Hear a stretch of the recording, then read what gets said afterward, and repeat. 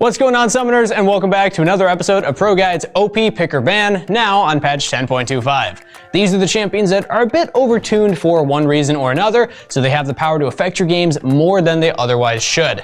In light of that, you'll be wanting to either deny their existence altogether or secure them for your own team. But before we begin, today's question of the day is, what's your favorite ice cream flavor? Usually these things are going to be league related, but today we want to hear about you, so let us know in the comments below. Personally, I like peppermint. Starting things off with our top lane picks, we have Shen.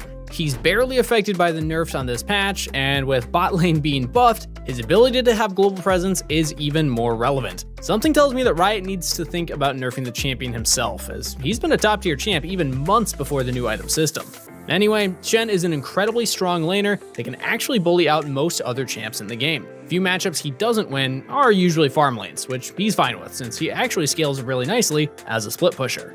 All of Shen's damage comes from his Q, so make sure that you're trading around that. While Shen as a champ is super good at itemizing against AD laners, the percentage-based damage that his Q deals also makes him great at shredding through tanks. Generally, you want to force a fight every time you can by using your E to taunt in, and then Q for quick 3 auto trade. Once your sword arrives, pop W to dodge a lot of the return damage. Remember to make sure your sword passes through the enemy for that huge chunk of bonus damage and auto attack speed. After you get off the 3 autos, if your opponent has a lot of potential for return damage, just back off. If your opponent lacks damage, or you're just ahead, feel free to chase them down the lane. Again, trying to pull your Q through them for the damage and slowing effect. One thing about Shen is that, yes, you're a lane bully, but your only means of going in is also your only escape. Be careful to not get baited, as your kit isn't exactly built for 2v1ing, especially in the early game. Make sure you're trading aggressively only when you have wards down or know that the jungler is on the other side of the map. Once you have your ult, you can extend your lead to the entire Summoner's Rift. Not only can the shield save an ally from that final lethal blow, but being able to actually show up at the fight means you can completely turn it in your team's favor. Early game, this can be nice, but late game, it can be game winning. Shen is such a strong split pusher, many champs have trouble holding him 1v1 in the side lane. You can even dive some champs and just straight kill them under their tower. As a result, the enemy is usually forced with one of two decisions. Either respond to you with 2 team members, letting your team win the 4v3 elsewhere, or group as 5 and force plays elsewhere. The latter is ideal for you, as you'll be able to freely farm, take towers, and still join fights with your ult. Regardless of what the enemy does, your plan every game is to get wards in the jungle on the side of the map that you're splitting on, and slowly pressure the enemies into bad rotations so your team can pick up objectives where you have a numbers advantage. Shen is a great champ for carrying through macro, so if you want to get better at that aspect, I'd highly recommend you stop by ProGuides.com, where our coaches would love to help you with that, or for that matter, any other concept where you might need some work. Our next top laner is Wukong. His biggest strength is his extremely powerful team fighting abilities, but his laning is by no means weak either. His passive makes him super good at dealing with pretty much all the meta AD top laners, and most AP top laners are pretty weak right now, so there aren't too many bad matchups to worry about. That said, there are a couple, with the worst by far being Malphite, so be sure to ban him if you're planning on playing the Monkey King. While it can be tempting to look for hit and run trades with Wukong by using E and Q, then W to stealth away, this is actually incorrect. Your passive stacks up with more hits on enemy champs in combat, and your Q's cooldown goes down with each auto attack, meaning you actually want to trade as long as possible, using your W to dodge something important like Fiora's W, before deciding if you can continue trading or want to back off for cooldowns again. Very early on, your trading is mediocre, but as you get more points in your Q, the extra range makes it extremely easy to punish your opponent. You can even bonk them on the head when they move up to farm without having to use your E's cooldown. Wukong's ult deals both a huge amount of flat damage and damage based on the target's max HP, meaning he melts through both squishy targets and tanks alike, especially once he picks up Black Cleaver. When it comes time to teamfight, your W and E both serve as gap closers, but try to be mindful of when you want to use them. Ideally, you use your E to get into the fight, ult to knock everyone up, and then W to reposition for better backline access, with your clone also serving to disrupt the enemies you were hitting before. And with the build we've recommended, you'll be maxed out in both damage and survivability, thanks to how much healing you get from Ravenous Hydra, the shield from Sterix, and the damage deferral from Death Stance. Basically, doing more damage means living longer in Wukong's case.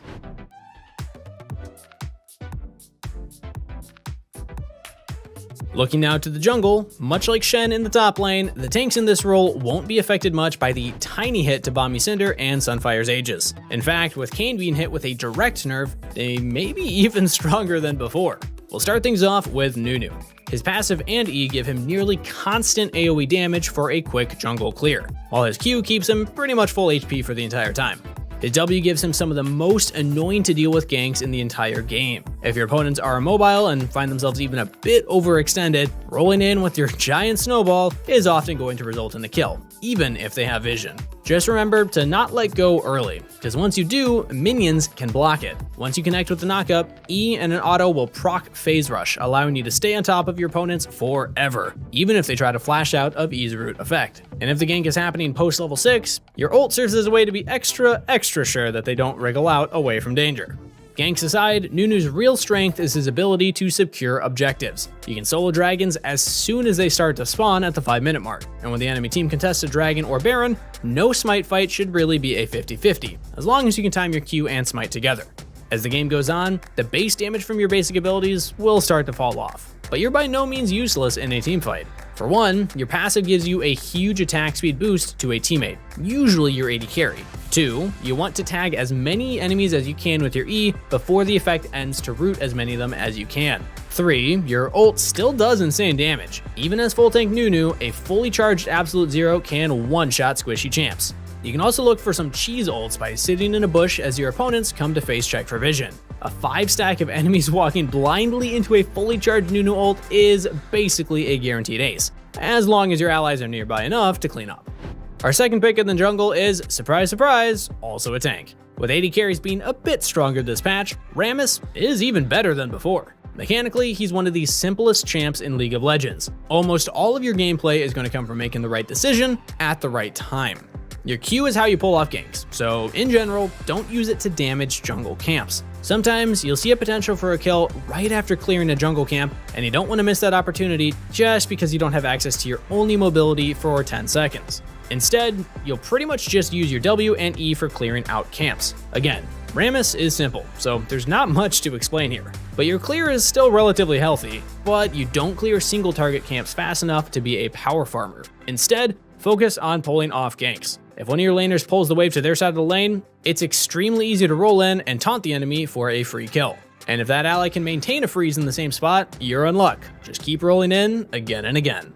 Once it hits the mid to late game, your job is to make picks. Rammus doesn't have some insane AoE wombo combo potential like many other tanks. So in a 5v5 setting, use his Powerball into a point and click taunt onto a single target to just force the engage. While you can really start off by making a pick on anyone, you're gonna look for an auto attacker if possible, ideally the enemy AD carry. If they have enough attack speed, they may even kill themselves on your W and Thornmail.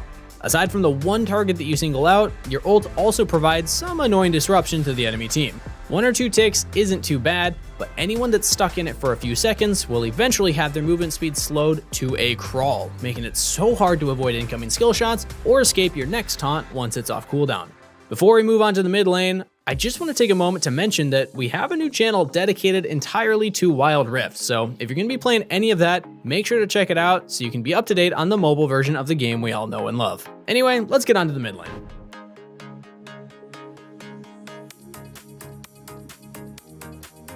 Even with some nerfs to their core items a few patches ago, the same 2 champs have continued to dominate mid lane due to their synergy with the same bursty build. Riot has stated that they'll be taking another balance pass aimed at reeling in burst damage on patch 11.1, but this is 10.25, so these champs will continue their reign a bit longer. First up, we have Fizz. He synergizes insanely well with Night Harvester, as the upfront burst pairs perfectly with his Q and W, while the ability haste mythic passive lets him pole vault his way out of danger over and over. Once you finish the core of Night Harvester, Sork Shoes, and Lichbane, you can nearly one-shot squishy targets even without your ultimate. It can be really tempting to use E to engage on your opponent if they overextend on your side of the lane, but be careful about being baited into a waiting enemy jungler. Instead, it's better to play a bit passive, focusing on farming. All you really want to do is get your ult, then you can start looking for some real aggression. Even without resetting for items, hitting a max range Shark almost guarantees a one-shot on most mid laners. Until that point, use your W to secure last hits, and if your opponent looks for aggression, back off and pull the wave to your side. Remember, your E can be used to dodge crucial abilities, so don't just spam it when farming. You'll regret not having it if the enemy jungler shows up. Once you get the ball rolling, if your opponent plays too safe under their tower, don't be too shy to roam to top or bottom. Since his E makes him untargetable, it's great for pulling off dives. Just make sure you get some decent deep wards in the enemy jungle when you roam. That way, you know they won't be coming to assist their doomed teammates. Outside of lane phase, use vision control to make picks from Fog of War. This will keep your snowball rolling while keeping whoever you're bullying from farming their way back into the game. When it comes to team fighting, your cooldowns are short enough that you can ult, jump in to burst down the target you hit, assuming it's not a tank, and then use Zhonya's to wait out your cooldowns before, you guessed it, jumping back to safety. The next mid laner, Echo, is doing good for pretty much the exact same reason as Fizz. Night Harvester and Lichbane synergize super well with his E, and if you fully stack Mejai's, that alone can practically one-shot squishier champs, especially under-leveled AD carries and enchanters. For laning, Echo is as simple as ever. You'll be spamming your Q to clear out waves, and using the lane priority to get down vision, clear enemy wards, or look for a free reset. A lot of Echo players try to use their shoving ability as a roam timer, but that's actually a mistake. You want to stay in your lane as much as possible, taking farm and plates until you hit your 2-item plus boots core set of items. At this point, your one-shotting ability turns on, and you're able to look for kills every time your ult is available. When it comes to team fighting, you're mostly going to be doing some hit and runs, using your EQ and an auto attack to proc passive, then running away while you wait for your cooldowns to come back up. While most assassins generally bring their burst and nothing else, Echo's W has some huge playmaking potential. It's not too common, but hitting a multi-target stun can be insane in pushing a fight into your team's favor. When there's no objective to fight over, Echo is more than capable as a side laner too. When he's ahead, he can 1v1 most champs, and can even dive under tower against squishier targets. And if he ends up unattended, he can take a tower in seconds with his Lichbane. Something to take note of, our build here doesn't use Zhonya's, as we recommend picking up Mejai's Soulstealer instead. This is because if you play Echo well enough, you shouldn't really need Zhonya's most of the time. In fact, learning to maintain your Mejai stacks can even make you a better player, as you'll have to use your ult to survive instead of always having the crutch of the Zhonya's. There are of course certainly exceptions, games where the enemy comp requires you to pick up Hourglass, but in general, we recommend against it. If you have trouble staying alive and keeping your Mejai stacks, make sure to hit up our top tier coaches at proguides.com. They can teach you how to maximize your kills while minimizing deaths so you can carry like a challenger.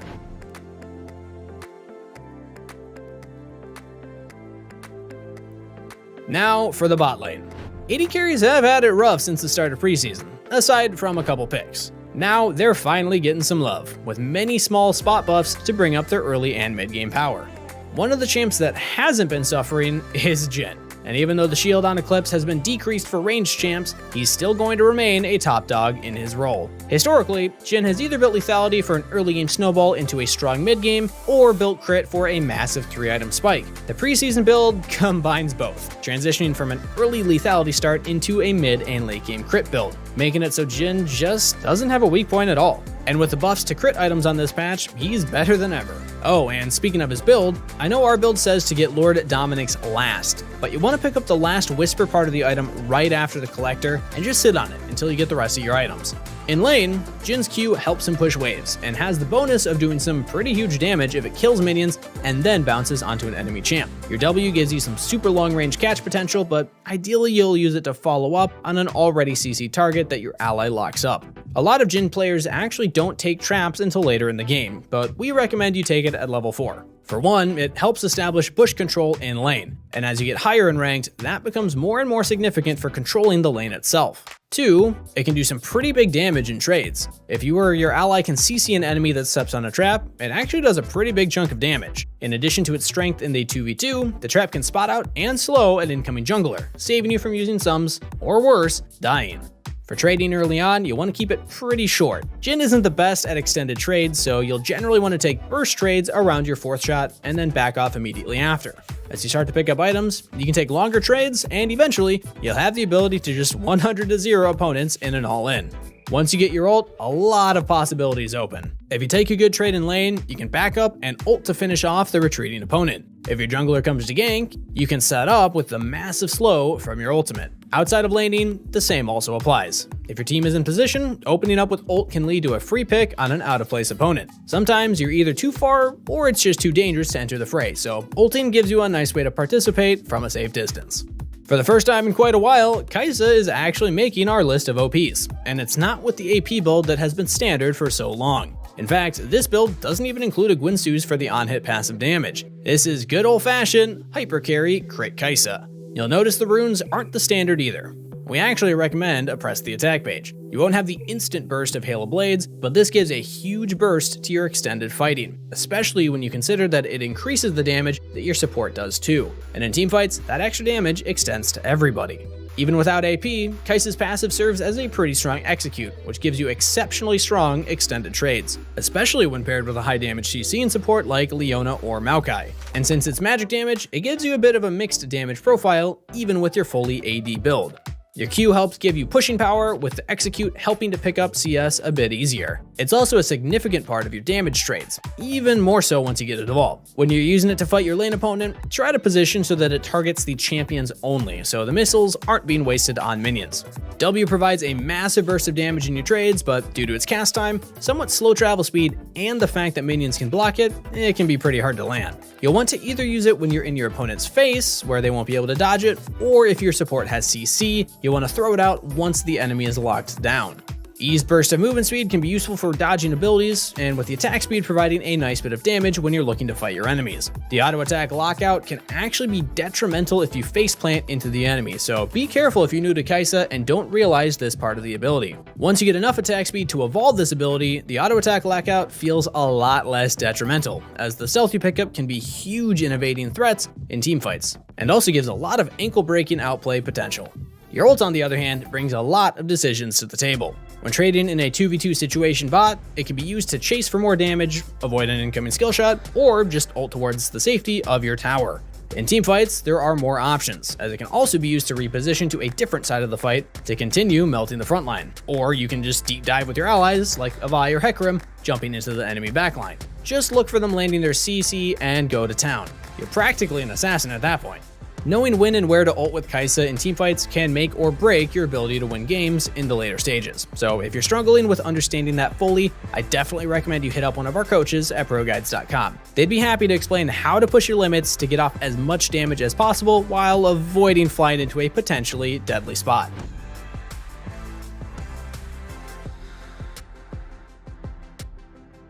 Finishing things off with supports, we'll first be looking at Maokai. While Imperial Mandate has lost some of its upfront damage, the total damage when an ally hits the target is actually higher. So less damage on saplings, but more damage when you go for an all-in. For that reason, we recommend Aftershock over Comet this time, which would be a more poke-style keystone. Your passive provides you with a bit of sustain for yourself, so you're not as easily punished for being a melee champ. But it's not super substantial, so try to avoid being harassed for free. While top lane Maokai can walk at his opponents and use Q to trade, in bot lane, you don't really have the luxury of short trades like that. Instead, you'll rely on using your E's to control the bushes. If an enemy walks too close to a sapling in a bush, the damage is huge. Once they're poked down, you can start looking for more aggressive trades, using W to go in and Q to knock the enemies towards either your carry or a nearby sapling in a bush. Even early game, a full combo can do more than a target's HP, so if you have a high damage AD carry and they're paying attention, this should be a free kill. Once out of laning phase, you have two major roles. For one, your flash W can be a way to make an instant pick or start a fight. You really can't mess up this engage, so if a priority target oversteps even a bit, you can pull the trigger for an easily won fight. More commonly though, your role will be controlling the area around Baron and Dragon via your saplings. If you sweep out the enemy's vision in the area and then spam all the brushes in the enemy jungle with your saplings, the other team will have to clear those out first before they can reestablish vision in what should now be your territory. And by the time they do clear out a sapling, you'll pretty much have another one waiting to replace it. And since you're building AP, every sapling has the potential to do massive damage to an opponent that doesn't invade it in time. In teamfights, aside from your initial engage, you're going to look to peel. While Aftershock gives you some durability for a few seconds, you aren't building super tanky items, so you'll get melted as soon as it runs off. Your Q can be used to slow in general, but if the enemy team has any champs with dashes and leaps trying to reach your backline, the knockup can stop them in their tracks if you time it well. The last bit to talk about is how to use your ult. While it can be used to start a fight if you flank from a good angle, generally, you'll be using it to fight enemies head on. Instead of using the ult preemptively, where a single enemy frontliner can block it, use it after the fight has already started. Once everyone is engaged and distracted by your teammates, your ult is more likely to hit multiple targets. Rounding out our OPs for this list, we have Janna. She's another strong Imperial Mandate user, so she'll be putting the buff to good use, as long as her AD carry follows up on her W harass with an auto. The build we have recommends Gathering Storm for scaling, but if you're really trying to win lane hard, you can also run Scorch instead. As far as your items go, this is a standard cookie cutter build, but feel free to mix things up with some AP items too. If you can maintain the stacks, slotting Mejais and Rabadons into your last 2 slots will give your shield some crazy scaling, as well as increasing the actual shield health and how much your ult heals by a ton. Q can help shove in waves when you need to, but generally speaking, you'd rather aim it at the enemy champs for that big knockup, opening them up for further harass. Or against more aggressive opponents, you'll look to sit on the ability and use it to disengage when they look to fight you. In teamfights, your Q can be huge to prevent engage attempts by champs like Zac and Lee Sin, completely shutting down their chances of killing your carries. W is the core of your proactive support gameplay. If you don't want to be the Janna that every AD carry hates, just hiding behind tower and shielding yourself, be aggressive and harass down the enemy laners with constant W spam. Once you complete Imperial Mandate, the constant W spam really starts to hurt, especially if your carry is doing their part in proccing the mark as well. While your Q and ult will be the majority of your peel, W slow can be pretty crippling later in the game, so it serves as an extra point and click option to stop enemies from reaching your backline. Like all enchanters, Janna has an ability to help her AD carry stay alive longer, but in her case, the shield she gives also gives some AD, and once it's maxed out and you have some AP build, that AD gives the equivalent to a full damage item. So even if your AD carry isn't in danger of dying, throw your shield on them to give them Ardence buff and a nice chunk of AD so they can mow down the enemy team. Lastly, Janna's ult may seem simple, but there are a couple things to note. For one, a lot of Janna players, especially in lane, tend to use ult to disengage and immediately run back to turret. Don't be that Janna. Like I talked about earlier, everyone hates KDA Janna players. Instead, when you ult, if you aren't in immediate danger of either being CC'd or one-shot, fully channel your ult for the heal. Many players underestimate the healing it does, even early game, and in many cases, it can be enough to keep your teammates alive to turn a fight in your favor. The other thing is that you can use it just like your Q. If you know there's a champ like Zac or Lee Sin who needs to jump on your backline, you can use your ult to stop their dash mid-air and shove them back, leaving them without a way to reach your precious carries.